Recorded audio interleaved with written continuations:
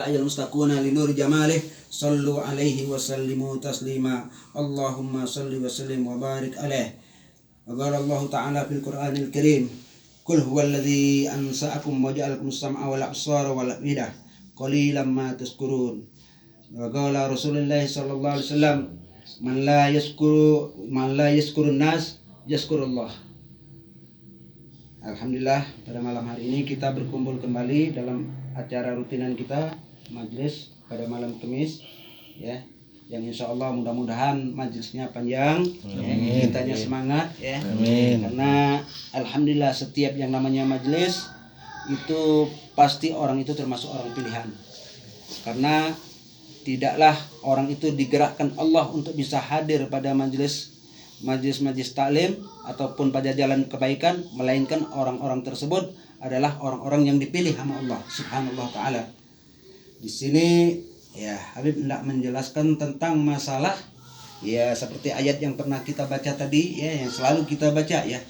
Kenapa Allah menyuruh Rasulullah SAW mengatakan kul, kul huwallazi ansa'akum wa ja'alakum sam'a wal absara wal afidah qalilan ma tashkurun. Kenapa? Karena Allah sendiri sudah tahu tuh bahwa sesungguhnya manusia ini adalah orang yang paling kurang bersyukur pada Allah.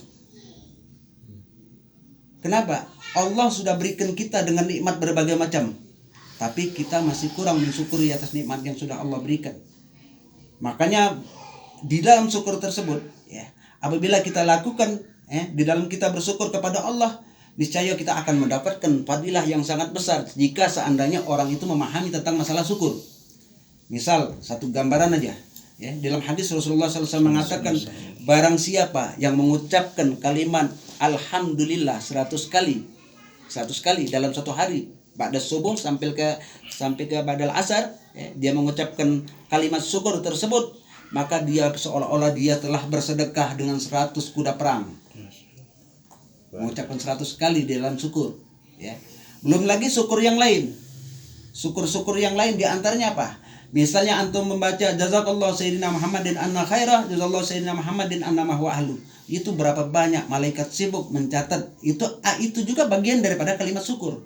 Kita mengucapkan syukur. Kenapa? Karena berkat Rasulullah lah, sehingga kita bisa kehidupan umat memberikan kita pendengaran. Sam'a wal basara wal fuad. Allah berikan kita pendengaran nih. Bagaimana nikmat pendengaran? Kalau kita bandingkan dengan orang yang tuli, bagaimana? Itu aja sudah merupakan suatu nikmat yang besar bagi kita. Kita normal. Begitu juga penglihatan. Kita bisa melihat dengan normal. Bagaimana dengan orang yang buta? Ya. Dan di situ juga kita seharusnya memiliki hati yang bersyukur.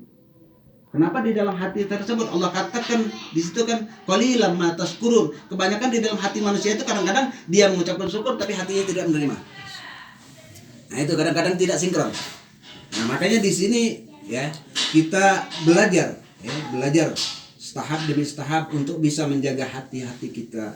Kenapa kita selalu berzikir? Dengan kalimat-kalimat zikir inilah kita bisa mengikis, membersihkan hati-hati kita supaya kita bisa merasakan betapa banyak nikmat yang sudah Allah berikan kepada kita, ya, yang harusnya kita sudah syukur ini.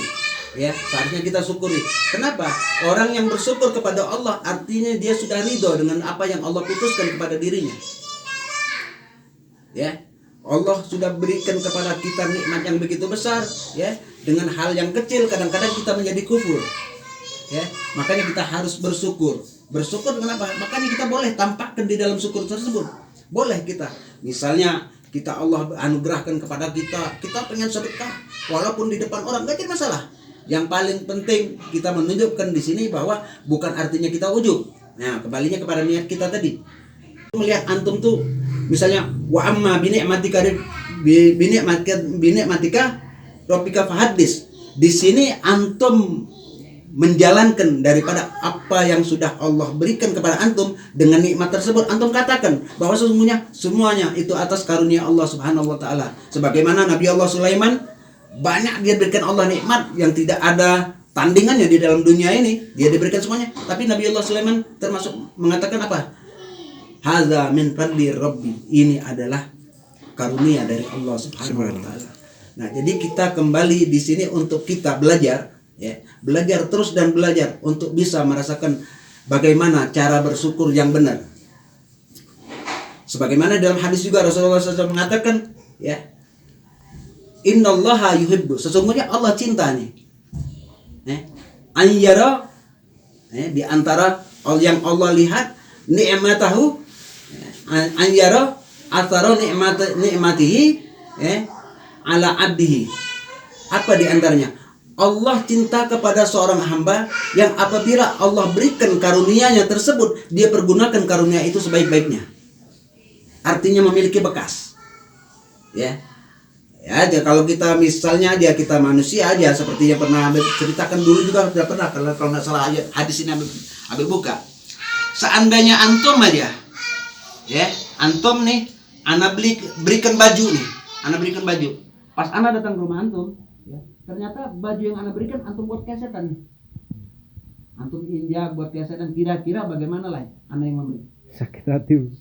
Pasti sakit hati kan? Nah begitu juga Allah. Allah menginginkan kita untuk apa yang Allah berikan kepada kita, seperti mata penglihatan yang Allah berikan kepada kita, pergunakan dengan sebaik-baiknya. Pendengaran yang Allah berikan kepada kita, pergunakan sebaik-baiknya. Kaki yang Allah berikan nikmat kepada kita, kita pergunakan sebaik-baiknya. Semua fasilitas yang Allah berikan kepada kita, Allah cuma menginginkan dan cuma Allah ridhoi untuk kebaikan-kebaikan. Paham ya? Jadi semuanya itu, ya, karunia yang Allah berikan kepada kita harus kita pergunakan sebaik-baiknya. Jangan berlebih-lebihan, ya.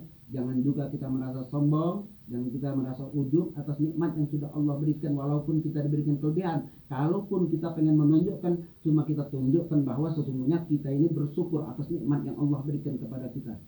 Ya. Seperti wa amma bi ni'mati rabbika hadis tadi, ya. Allah menyuruh tuh, ya. Dengan kita mendapatkan nikmat tadi, kita katakan bahwa sesungguhnya Allah telah memberikan aku segalanya. Allah telah memberikan aku nikmat yang besar. Boleh kita berbicara seperti itu dengan maksud dan tujuan kita bahwa sesungguhnya memang itu karunia Allah dan kita tidak memungkiri daripada karunia Allah. Ya. Nah, cuma di situ Habib cuma bisa memberikan sedikit mauizah, ya, mudah-mudahan untuk mauizah selanjutnya kita minta kepada Ustadz untuk memberikan sedikit kepada kita wejangannya, ya. Kepada Ustadz kami persilahkan.